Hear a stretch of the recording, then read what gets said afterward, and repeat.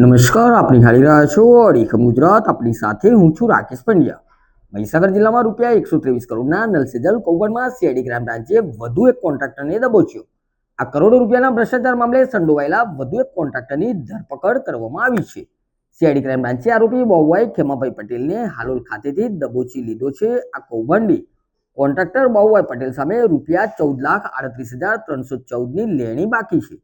22મી જૂને હાલના વાસ્મો unit manager Girish અગોલાએ Vadodara ખાતે આ અંગે સીઆઈડી ક્રાઇમ બ્રાન્ચમાં ફરિયાદ નોંધાવી હતી અને ત્યારથી જ તપાસનો ધમધમાટ શરૂ થયો છે. સીઆઈડી ક્રાઇમ બ્રાન્ચે અત્યાર સુધીમાં મુખ્ય 12 તત્કાલીન કર્મચારીઓ પૈકી 4 કર્મચારીઓ અને કૌભાંડમાં સંડોવાયેલા ઇજારદારો પૈકી 11 ઇજારદારો એમ મળીને કુલ 15 કૌભાંડીઓને ઝડપી પાડ્યા છે. આ કડક કાર્યવાહીના કારણે મોટાભાગના કોન્ટ્રાક્ટરો અને કૌભાંડીઓ હાલ ભૂગર્ભમાં ઉતરી ગયા છે.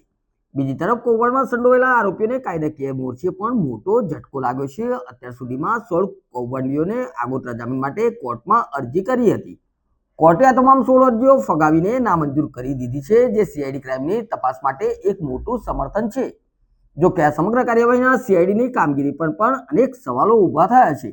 એવી ચર્ચા છે કે તપાસ એજન્સી કરોડો રૂપિયાની મોટી રિકવરીવાળા મુખ્ય કોન્ટ્રાક્ટરોને બદલે નાની રકમવાળા કોન્ટ્રાક્ટરોની ધરપકડ પર વધુ ધ્યાન કેન્દ્રિત કરી રહી છે.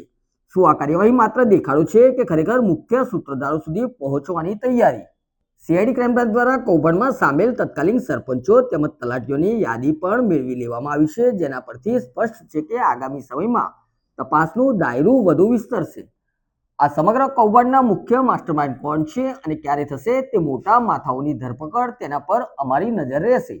વધુ સમાચારો નિહાળવા અડીખમ ગુજરાત ચેનલને સબસ્ક્રાઇબ કરો, વિડીયોને લાઇક કરો અને વધુમાં વધુ ગ્રુપોમાં શેર કરો. નમસ્કાર.